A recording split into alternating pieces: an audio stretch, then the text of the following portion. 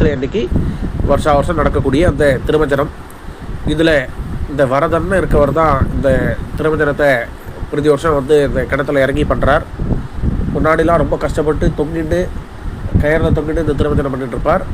இப்போது ஒரு சமீபத்தில் ஒரு 4 வருஷமாக அந்த இடத்துல ஒரு சின்ன ஸ்லாப் ஆட்டை போட்டு அவளுக்கு அதை பண்ணுறதுக்கு சௌகரியமாக என்னென்னலாம் பண்ண முடியுமோ அதெல்லாம் பண்ணுறா.